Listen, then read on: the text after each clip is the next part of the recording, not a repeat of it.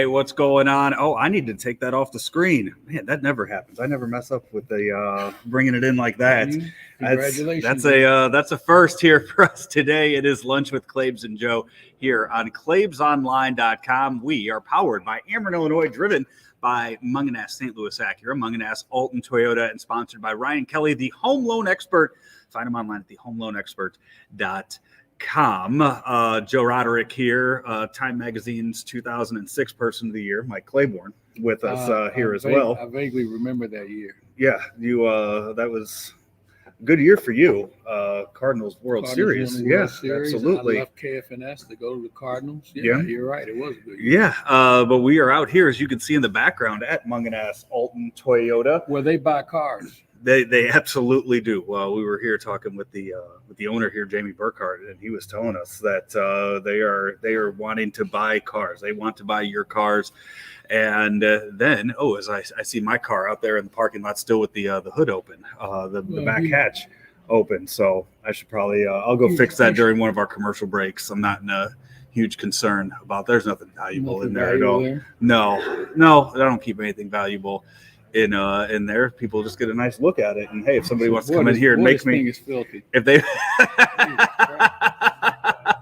I have been meaning to get it in somewhere, to get it detailed, or have one of those companies come out and detail it for a long time, and I just haven't gotten around to it. But that's something I need to get taken care of very soon. But hey, we're out here, and yeah, if somebody wants to come up and make me an offer on that car, or Jamie wants to make me an offer on that car, didn't he sell it to you? He did sell it to me. And he's been asking to buy it back from me now too, and put me in one of the new cars they have here on the lot, or the ones that they're ordered. As we've mentioned before, the times that we've been out at the Mungenast stores, if you're looking for a brand new car, get that order in early, and that way you can get one of the first ones off the line that they're getting. It's something we've never seen before in the car business, and so if you're looking, start here. They got a great selection of used cars. They still have some new cars coming in, but they're going to work with you, and they've got the rental situation also, so you got that to think about. So a lot of things you can go with, but come on out and check them out here in Alton, and also on Manchester Road in South County. Two great locations. Claibs, before we get going any further here, did get you, because this is the last time I'm going to see you before Christmas, so I did get you a gift. If you want to just open that on up right here on the air for us. That's some fudge. That's some sugar cookie fudge for you. I don't do sugar. I know you don't. That's why that's why there's only about 6 of them in there. But you've been asking for one of those for the past year, and I got you one. Yeah, that's. But I got you one. I also bought Rammer one too, so I gave that to him last week. So hopefully Rammer ends up wearing one on the one of the SLU broadcasts coming up. Well, I got news for him. He does that, something has really gone wrong. Thank you very much. Your gift as well is everybody. See, like today, as I was telling you earlier, I'm in the process of moving. Yeah. So I got stuff all over the place. And ran out of the house because I'm leaving to go to Indianapolis. And I left his gift and I left Jamie's gift there, but I'll get to everybody. Don't worry about it. That's fine. Well, you are on the road tonight. I mean, we got plenty to talk about. We got NFL stuff to talk about. We got college hoops to talk about. But you are leaving from here and you are heading over to Indianapolis. Go see the Pacers tonight. You've been taking in a lot of NBA action. Yeah, this is my time of the year. So Pacers tonight and maybe tomorrow.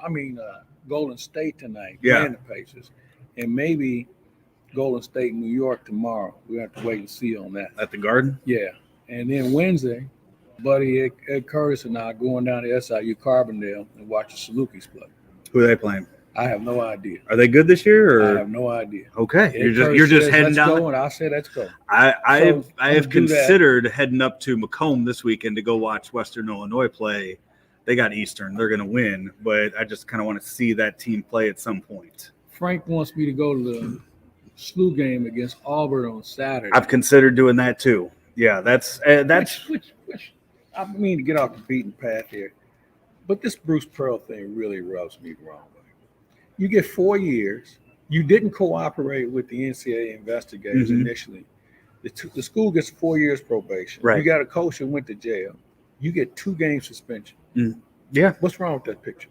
And a lot's wrong. I mean, and on top of that, this isn't the first time that Bruce Pearl has gotten into. Absolutely. That's the biggest thing about this is that Bruce Pearl has gotten himself involved in stuff his entire career. Everywhere he's been, from being a snitch to going off and going job after job after job to, the whole thing at Tennessee. I mean, the snitching is one thing, and that was one thing when he was involved with Illinois. That was the snitching. That was the Indiana, exactly. Illinois. The when he snitched on Illinois for that and illegally recorded a phone conversation. Now, who was that? Was that Leon? Deion Thomas. Deion Thomas. Yeah. So that was with him, and where Deion Thomas just was like, I was just trying to get off the phone with the man. Like I was saying whatever he said. I just didn't want to talk to him anymore. So I was just like, yeah, whatever.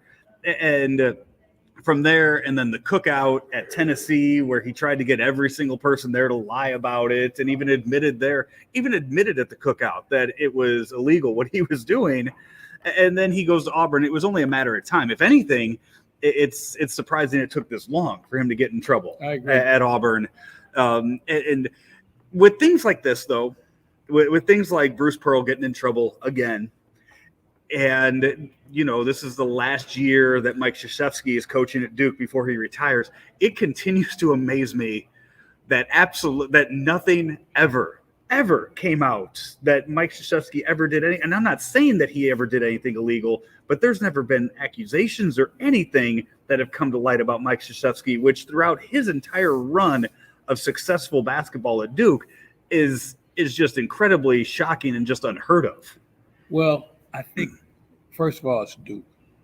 I think that they've set a standard where you don't really have to cheat. Right. I mean, it's Duke. They're turning people away, not getting turned down. It's kind of like Alabama, where Nick Saban has come in and done things that no one ever thought they could do. Now, they'll always say, well, they did. Well, they haven't proved anything. Right. They don't even get a letter in the mail from the NCAA. Now, you have some other programs. North Carolina had some concerns about phantom classes. Kansas had some issues, and nothing happened there. So it's what's wrong with the NCAA, where they're so selective in who pays a price. But I think in Duke's case, I don't think you really have ever heard anything, a whisper. Now there may have been a question about a recruit. But they're Duke, man. Like I said, they're turning guys away instead of getting turned down. Right. And that's it. And again, it's just, that nobody has tried to bring that up something or said, so nobody got their feelings like with Illinois and Bruce Pearl, that he went and snitched, like found a way to go out and snitch on them. That something like that has never come up or never come to light with that. It's just so impressive. We'll get to, we can just dive into the college hoop stuff. By the way, I have, I got sent last week, Royal Rumble tickets, WWE Royal Rumble tickets. I know Frank gave away a pair of ours today on his show after he was done talking to you. So I wasn't sure when I came here, they are still collecting toys for tots here at Mungenast Alton Toyota. So if you're in the area, there's a Target right next door. You go buy a toy, unwrapped toy, bring it in here while we're on the air the next 30, 45 minutes. I'll give you a pair of those Royal Rumble tickets for January 29th. So I'll do that, and we'll find a way. I got a lot to give away. We'll figure out a way to give those away over the next month before that starts. So SLU beats Boston College this weekend. Boston College, it's probably a down year for them, but it's still a name.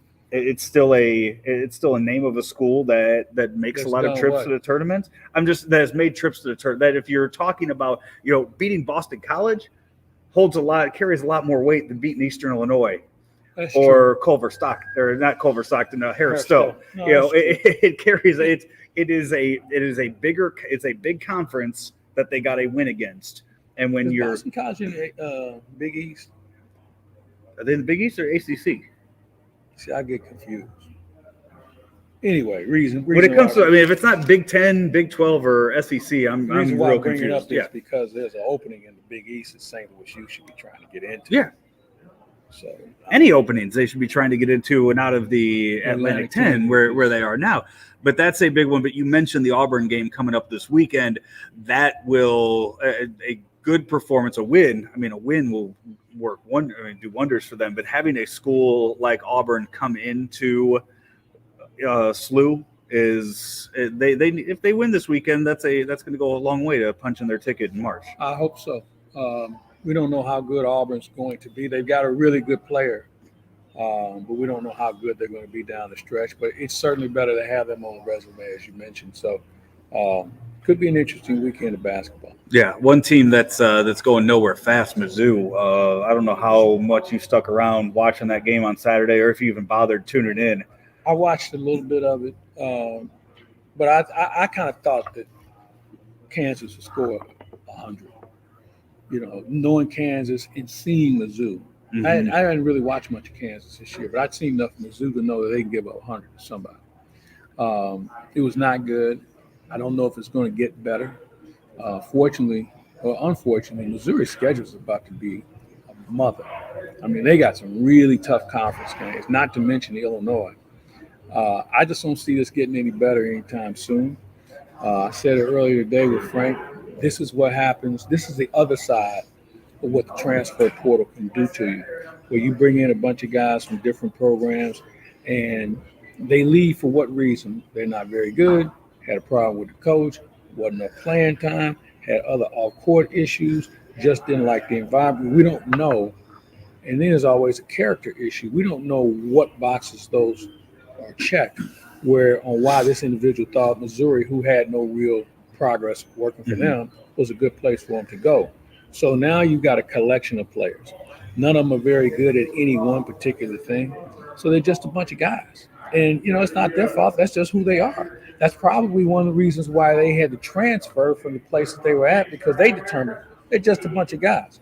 So when you have all of this going on at one time and you're playing in one of the top conferences in the country, and you haven't even gotten to that yet, this is what you're going to have. It's not good. We've seen, right now in college football, we're seeing a lot of transfer portal talk with players moving around or announcing that they're going to be moving around for next season. And you just brought it up with the college basketball.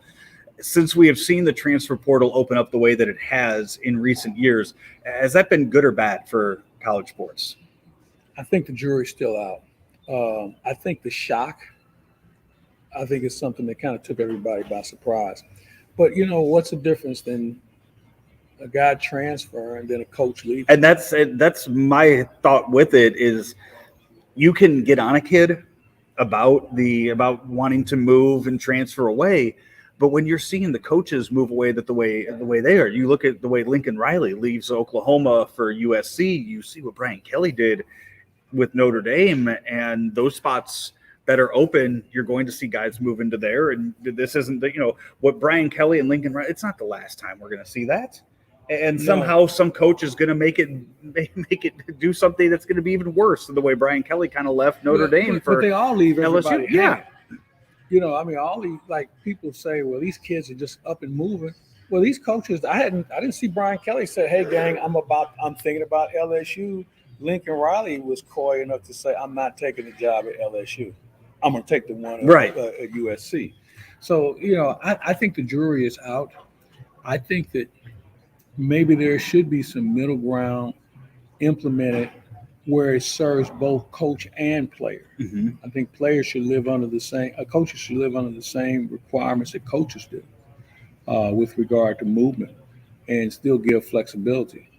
But, it's tough, man. And I think what's going to happen, or what's already happening, is you have a lot of good high school athletes that are being overlooked because coaches are pushing the desperation button and trying to find players who are a little bit more refined physically and maybe have been in a system in college, and they're going with those guys instead of a pretty good high school player. We'll see the start of the bowl season this week, but we already seen Spencer Rattler. He announced he's going. Yeah. In Mizzou, it's kind of been mentioned as a possible destination for him. But here's the problem with that. Eli Drinkwitz made it his business to bring in kid from East St. Louis, kid from Chaminade. Mm-hmm. Kid from East St. Louis, good player. Kid from Chaminade's okay player. And now all of a sudden, these guys going to get kicked to the curb, and you're going to bring in a guy who he lost his job in Oklahoma. So I just think that you better be careful with this sort of stuff. Right. Because if you're making and you see what's going on, and you didn't get as much playing time as you probably deserve this year. Right. What does that say to him, and what does that say to his future? The guys who went to East St. Louis High to see how he was treated.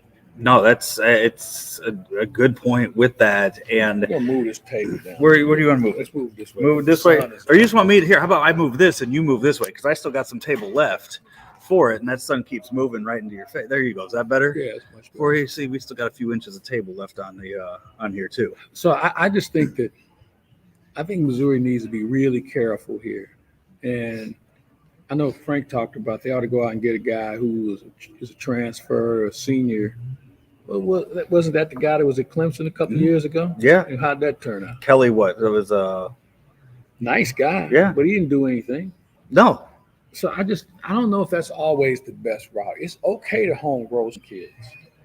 And right now, I think Missouri needs to also take that into account. Now, you want to go out and get some linemen that are further along, that's a different situation. Mm-hmm. But to go out and get another quarterback in a position that you're already a little shaky in, and you're going to lose. If you bring in another quarterback and you're bringing in Sam Horn next year, who supposedly is a good player, you're going to lose more than one player. You're going to lose more than one quarterback. Yeah. So the defense is where they need. We're sitting here talking about quarterbacks. The defense was the big issue. They need some defense last year. Go find those guys that'll play defense for them. Onto the guys that play on Sunday though. This quarterback. I mean, it was kind of the story yesterday. You saw Josh Allen.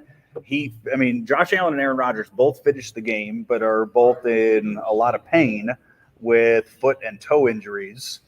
And then the Lamar Jackson, he went out yesterday, didn't return. So you see a lot of issues with quarterbacks going down in Week 14, and those are all three teams are playoff teams too. It's expected playoff teams. That I don't know if you can. I mean, with the backup in Green Bay's Love, yeah. Backup in Buffalo, I think it's who was the Bears quarterback? Trubisky. And the quarterback backup in Baltimore is who ended up finishing the game for them yesterday. Henley. He played before. Okay. I remember he's not bad. But let's say this: all those teams you just mentioned, their chances have been greatly reduced because of lack of quarterback. Yeah. So everybody wanted to play 17, and this is part of the problem, and it's also part of the problem in the National Hockey League that we'll get to. Yeah, NBA too. I mean, NBA and NHL have the same thing going on with that. But in the NFL, I think we see once again we're going another week where there's not one clear 1A. And maybe, if the Cardinals go out tonight and play a good game and get a big win over the Rams, the Cardinals will once again kind of elevate themselves to try to get people to talk about them. But I still don't think that's going to get them the respect that they probably deserve, even if they beat the Rams, based on how the Rams have played the last 6-7 weeks or so. I think you're right. The Cardinals are making it hard for people to make sure that they're actually for real. Mm-hmm. They play well. They've beaten the teams on the schedule. I still think, though, that they still are unproven, especially down the stretch. And here's something that I think we got to take into account. We saw with Buffalo last night. If you don't have a running game in about another 2 weeks, it won't make a difference. You'll be at home. And Buffalo doesn't have a running game right now. We saw a couple other teams that struggle running the football. And, I know passing is king. Man, I'm telling you, you have to play in some of these inclement environments. That's why Kansas City looked good yesterday. They just pounded Las Vegas. Yeah. And, I think that they had a little bit of both. But I think overall, you got to make sure you got some other people that can create some versatility as far as your offense is concerned. And you better find a couple more guys that can tackle. Because, man, I'm seeing a lot of broken tackles, a lot of guys at the line of scrimmage that are getting beat. I will say one thing. This Michael Parsons has been good from the day he walked into Dallas. And he was outstanding again yesterday. And they started making a comparison to him and LT. I think Taylor was more vicious. But boy, I tell you, man, Michael Parsons makes plays, and that's something that you just don't see as much as you used to. I think both leagues, you look at it, And I'm looking at the standings right now. The amount of 7 and 6 teams right now in the AFC for those final 2 playoff spots, and same goes in the NFC too. You have 1, 2, 3, 4, 5 teams that are 6 and 7 going for that 7th playoff spot. Yeah. They're not even 500 But teams, you know what? but they're That's still. what the league loves, man. They Yeah. call it parity. I call it mediocrity. The league loves this many teams in the hunt down the stretch because it creates interest. It's just like in baseball, when all of a sudden the wild card became an issue, man, people started paying attention. We might be able to get in to play one more game. Yeah. And so I think that's where we're at now as far as the NFL is concerned. And that's why they added that extra one, and that's why baseball ended up adding that extra. I mean, you take the Cardinals, for example. I mean, in a regular year where the wild card makes it, before they added that playoff game a handful of years ago, I mean, the Cardinals season, that it was over. Yeah, that run they went on in September wouldn't have mattered at all for that, but it put them in a position to play that one extra game. And you look at this, and we go back and forth every week, and now it's you have a handful of teams that have 10 wins on the season. I don't know. I mean, 12 wins, 13 wins for some of these teams. I think a 12-win team might not make it. I don't think so. I think 12. No, there are 12 wins. They'll get in. There'll be a lot of 10-win teams. I don't think will get in 10 and 7 now, because you got to remember they have that 17th game. There's going to be a lot of 10 wins, but I think 12 still makes it with the amount of near 500 teams you have through 14 weeks. I haven't gotten the standings available yet for this past week, but I'm pretty sure I did an absolutely terrible job on my games, because not one of us picked the 49ers to win. I went with Washington. I went with the Ravens. I went with the Bills. I think I went 0-4 this week. The Claibs. I was first in the standings. I was number 1 at 35 and 32, and I'm pretty sure I went 0-4 this weekend. So those aren't the current standings. Those are not. Those were standings last week. I have not. You went Ravens. You went Cowboys. You went Bengals, and you went Buccaneers. So I'm 2-2. So yeah. So I picked up a game. I have to look what Ben. 2 games. Ben got me his picks yesterday morning, so I mean everybody picked up games on me. I went 0-4. You down there with Ben here pretty soon. I'm not going to be. No, I'm definitely not going to be. It takes an awful lot to get down there where Ben is on these standings, but we'll have those updated, and we'll do that during our pick segment on Weekend Joe coming up this week. Hey, let's take a quick break. And when we come back, we'll get to talking about Blues. We'll start talking some NHL with everything that's happened with them this past 2 weeks, really, the month of December for the Blues. We'll talk about that and some more NBA stuff here on Lunch with Claibs and Joe. Hey, we are powered by Ameren, Illinois, driven by Mungenast St. Louis Acura, and sponsored by Ryan Kelly. We buy cars. They'll buy your cars here at Mungenast Alton Toyota. Every day, Ameren, Illinois works to deliver reliable energy throughout the state to on-the-go families, in-the-know grandparents, and busy students. But did you know we also have ways to manage your energy? Paperless billing, outage notifications, pick a due date, auto pay, and so much more.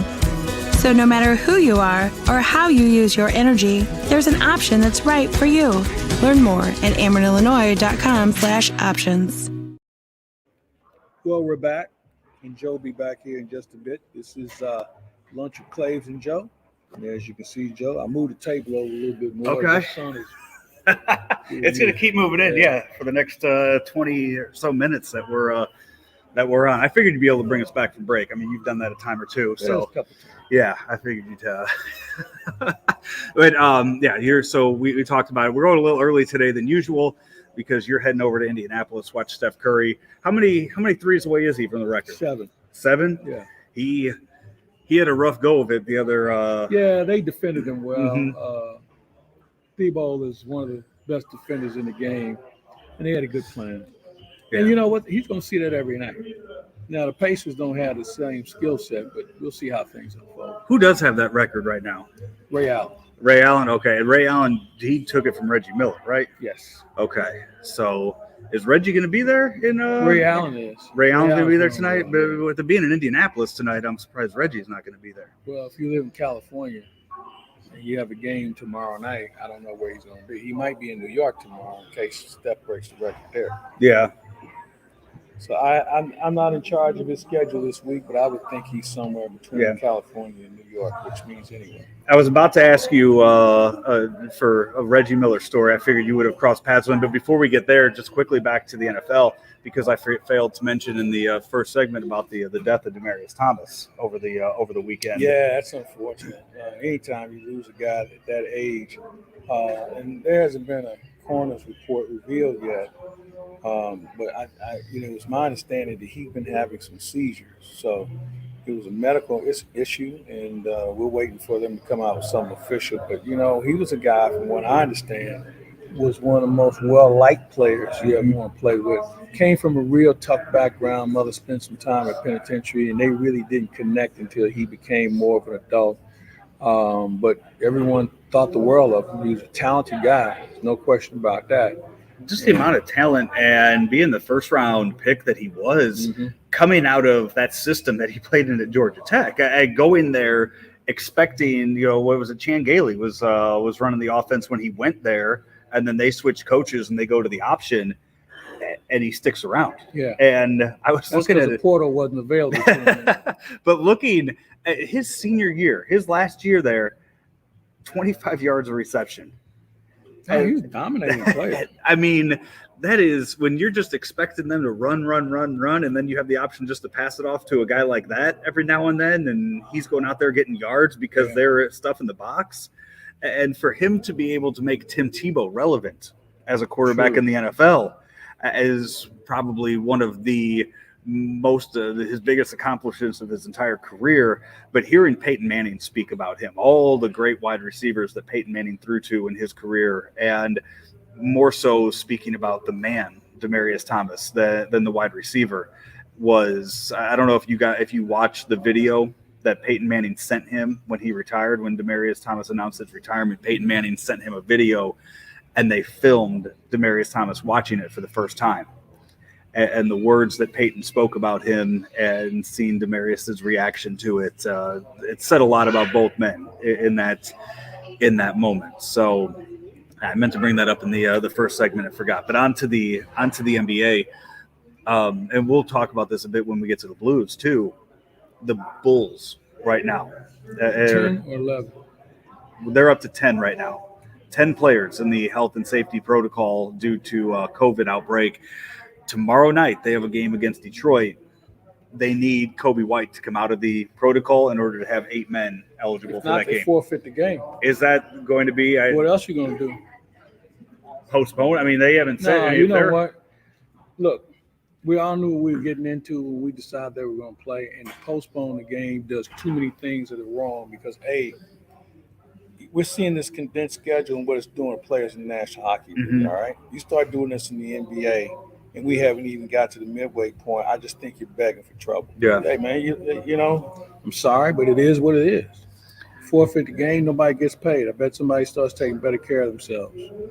And that's, I thought the NBA had one of the highest vaccination rates. And it's for that to happen, and you're also seeing it in the NHL now too. It sucks. That's really, I mean, it's not carelessness. Yeah, but I think what it is when you look at this is where would these guys be, the ones who are vaccinated? Mm-hmm. Where would they be if they didn't have it? Because, it's been devastating on some people who didn't get the shot. But, it's something we haven't dealt with before. But I just don't think you can run these guys out there and put a competitive effort on the floor where guys are playing in a Sunday morning pickup league. Yeah. And now all of a sudden they got an NBA uniform on. And to only play an NBA game with 8 guys dressed is... Then you're asking for more injury. Yeah. And a product that is not up to standards either. Right. Too. And but you see that the Blues, I mean, Blues are in the same situation. Yeah. And they're lucky that they have a minor league system that's working for them. Mm-hmm. But their problem is a little different, though. They've had injuries, too. They've had injuries, and I think that the condensed schedule leading up to the Olympics, which, by the way, if I'm good enough to be on the Olympic team, I'm not going because the Chinese protocol is 3 to 5 weeks if you're in quarantine. Mm-hmm. I want to be there a minute longer than I have to be. So I think you're going to see some players that say, no, I'm good, because the Olympics, they don't get the same. The NHL teams pay their salary. And I just think it's unfair to those teams to lose a guy for that period of time because playoff spots are going to be really hard to come by this year. So I wouldn't be surprised to see some name guys. We've already seen one guy, a goalie in Vegas, say he's not going. I think you're going to see some other guys not going unless they change the rules on if you test positive. It has been fun, though, to watch the Blues in the month of December. They have 6 games, 12 possible points as we continue to move the table here at Mungenast Alton Toyota. As long as we get that Toyota symbol at the back, I think that's all Jamie probably cares about with that is the marketing side of it. We so 8 out of 12 possible points so far in the month of December, and it has been fun to watch some of the guys that you're just learning their names go out and play the way they are. The Aussie with the hat trick, he had another goal last night, Walker, and it speaks to Craig Berube and how good of a coach he is with them still coming out and winning these games, putting up the points and staying in a playoff position. Well, I think it has a lot to do with him and the staff, keeping it simple, understanding what the basic rules of your system are. And, these guys are under the same system they would be if they were in Springfield. Mm-hmm. Remember, a couple of these guys had pro experience.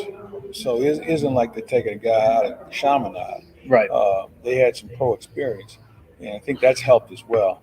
But just keeping it simple, not overexposing them. You're not giving guys, 25 minutes of ice every night. So I think if you manage the minutes, keep it simple, make the shift short, you got a chance to have reasonable success. You and Alex Farrar have been getting together this week? Looks like Thursday this week for you guys to talk about that. I look forward to hearing his thoughts on the way the Blues have been playing. Like I said, as long as they're staying in the playoff race, that's all you could really ask for out of them right now. Yeah, and you just want to stay close because remember, here's something that's going to come into play. What if they pull the plug on this Olympics? So you got about 2.5 weeks where you're not doing anything. Healing up, getting ready for the stretch run, which I think is great. It's a long layoff, but there are going to be players who are going to be laying off anyway. And how they manage that, and I think every team's got to take a step back now and say, hey, we've got everybody here. Let's stagger our workout and work on things and have legitimate practices. The way this schedule is set up now, you don't really have time for practice. You may go out for a morning skate, but normally you're taking that next day off. What does that do to a league that you're just taking those 2 weeks? I mean, ESPN and Turner are not going to like that at all. Well, you know what? There's a lot of things they don't like, but I don't think there's anything you can do about it. The buildings aren't scheduled to be used, and I'm sure the Players Association is going to say, hey, we'd already managed this time off for the majority of our players. Yeah. So you were making allowances for maybe 100 players because not everybody's from the U.S. and Canada. So let's just say 100 players. And the rest of the league was going to sit at home anyway. So I don't think you can change it. It's that's something I hadn't considered with that being off, but that's a long time to go without any kind of. But I think it's almost like having a second training camp. And that's also too right where they would have made some big strides. I mean, that's going to be just the NBA is going to be the only show in town because when the Olympics are going on, that's right when the Super Bowl ends, and you got no more NFL, you have no more hockey for 2 weeks. The NBA, that's their time to shine. Yeah, and you know what? I wonder how did they put their schedule together during this time? Nobody really likes to compete against the Olympics, even if it is the Winter Olympics. So this is going to be interesting to see how the scheduling shakes out. And maybe the networks ask for a little flexibility as well as far as what games they now would like to have. So I just think we just have to stand by. They've got to have a cutoff date here fairly soon on whether they're going or not. And again, if it was me and if I was a player in the National Hockey League, I'm not going. You so as we mentioned earlier, you are heading to Indianapolis right out here, maybe Madison Square Garden. After that, when's the last time you saw an event at Madison Square Garden? Oh, maybe 3 years ago. There for a Knicks game. Who was it? Who were they playing? This is that the night Steph had 60 there? It was the night Steph went nuts there. So it had to be at least 3 years ago. Everybody talks about Madison Square Garden as the most famous building in the world. And let me get this straight. Your basketball team hasn't won since the 70s. Your hockey team won in the 90s. What other major sports teams play in that building to make it so famous? It's just the games that Michael Jordan and Reggie Miller have had. You mentioned the games LeBron has had. Steph goes nuts there. It's just, that happens in a lot of different buildings. I'll give you a good example. Kobe drops 81 in Toronto. Okay. You ever hear anybody talk about how famous that building is? They won a championship in the last 20 years. But what else has happened up there? What's happened in Madison Square Garden? There have been big games and big events, and how are they big when the home team isn't very good? I don't know. I've only been there twice, and I think just because the fact it's not so much the teams that are good. That's I don't think what you're talking about when you are you're looking at how long that venue has been up and operational, and the names of people that have come through there, and the fact that it's just right there in the middle of New York City, that it's there, that makes that such a special place to be. That they haven't torn it down and rebuilt something. Well, they rebuilt it a couple times. They've done that, but it still has been right there that whole time. Staples Center can make the same claim. They've and had one more day, big events in the Staples Center than the Garden has. And that's something that with the amount of money that you have seen spent on some of these large arenas and the money now that is going into Staples Center, which is a few days away from being the crypto.com arena, stadium, whatever they're going to call it after that. But yes, that is a very famous arena. I think you can make the claim for that. You look at the amount of money that was recently put into Enterprise Center and the times that has changed. Is there any consideration in the next 10, 15 years that we might need a new arena downtown for hockey or for anything else? Or are they just going to keep renovating it and we're not going to look at rebuilding it? Because that's something you don't see that much of. Here's the question. Who's going to build it? Right. And what is it in need of? See, I'm not sure what the next amenity is going to be. It used to be well-placed seating where, you can get close to the action. Then somebody thought it was a good idea to have luxury boxes, which we all have. Hey, let's refurbish the scoreboard. The technology makes the scoreboards more impressive. Let's have club seating where, everything is free, food and drink is free. I'm not sure what the next element going into a facility is going to be. The same thing can be said for football. Building a stadium, what's going to be the hot item? You want to have gambling kiosks? Maybe that's it. Yeah. But you can put those in the same facility. Wrigley's Wrigley's building an entire venue. So I don't know.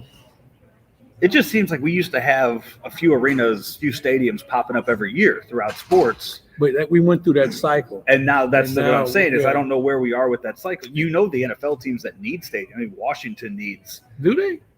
They football? Say they do. FedEx Field, nothing wrong with that place. They've had sewage coming out of the pipes. But that's an infrastructure issue. You don't build a new stadium just because the toilets don't work. I mean, we went through that cycle of stadiums. We went through it in baseball. Everybody should be good for another 20, 25 years. So what happens after that?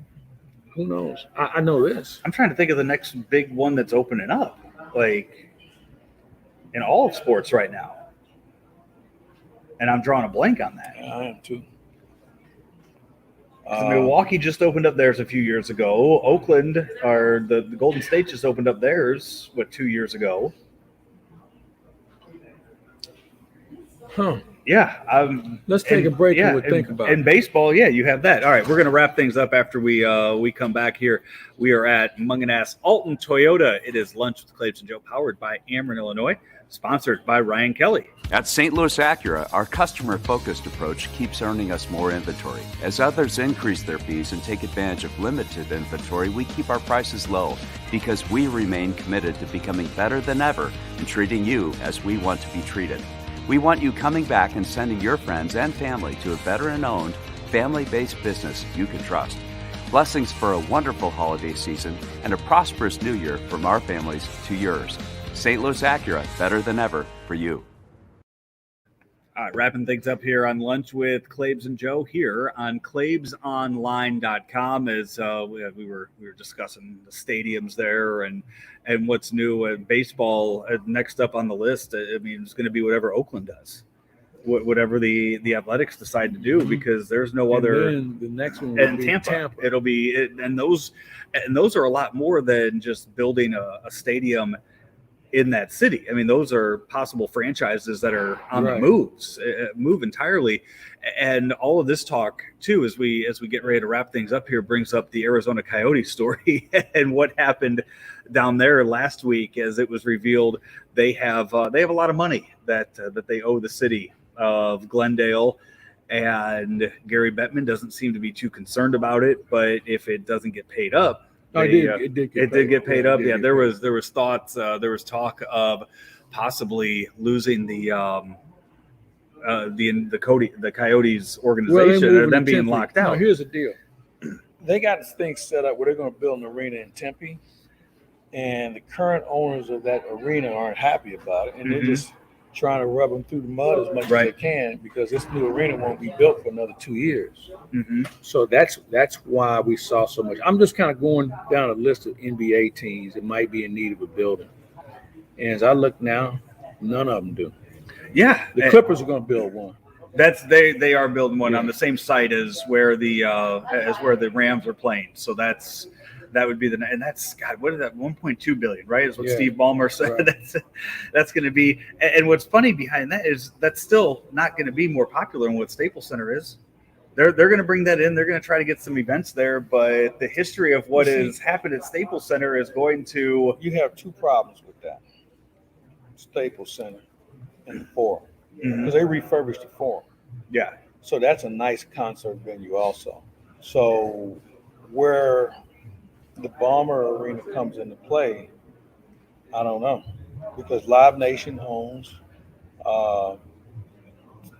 Forum, Auschwitz owns Staples Center, Bomber will own this, so I don't know where they're going to find enough entertainment to keep that thing happy, along with going across the street to the SoFi and Stan's place where the outdoor events are going to be. But you know what? Which they're also building a venue onto that too. So you know why? Host other because stuff. Somebody messed up for soccer. They can't have soccer games there. They can't have it. It was something that they forgot to put in. Some sort of requirement that they needed that they didn't do. They can't have a soccer game. They can't have World Cup. That's a $6 billion, and little things like that just get messed up. All right, outside of Ferrario on Thursday, Howard Richards again. Hello with Howard. Yeah. We got the 2-man game with Rock and Rammer. That ought to be fun. Talking some NBA hoops and some college hoops. We're starting to get into a little bit more of a competitive college schedule. Although, who did Texas Southern beat the other night? Florida, first time a HBCU school beat a nationally ranked team in the season. Yeah. I'm telling you, man, these bye games aren't what they used to be. No. And what's happening, they're getting better players too in the transfer portal. That guy might want to stay closer to home or whatever. And no team or no league is ever safe now. No, you get you get some athletic kids that just want to run up and down the court, and they got nothing to lose in these games. And in some cases too, I mean, it's guys that they played in high school and guys that they want to go out there and prove they were better than and recruited against. So it's and you've seen. I mean, we've seen it over the years in March Madness in the tournament with 15 seeds beating 2 seeds and 16 finally beating a 1. That talent gap has shrunk. Yeah. Over the years. So it's tough. Yeah, 2-man game twice a week with Rammer and Rock also here on claibsonline.com. That's going to do it for us today out here at as we move it one more time, move the computer one more time and try to get Claibs out of the sun. We are going to wrap things up here. We will see you next Monday here on Lunch with Claibs and Joe, powered by Ameren, Illinois, driven by Mungenast St. Louis Acura. I want to thank the folks out here at Mungenast Alton Toyota for having us out. Cars. They're buying your cars. Come up here and talk to Jamie about buying your used car here at Mungenast Alton Toyota. Hey, we're also sponsored by this man, Ryan Kelly, as we tell you goodbye for today. You know, the only thing faster than this supersonic golf cart are the closing times at thehomeloanexpert.com. Mortgage rates on the 2s, and we have a 21-day closing guarantee. Apply online today at thehomeloanexpert.com.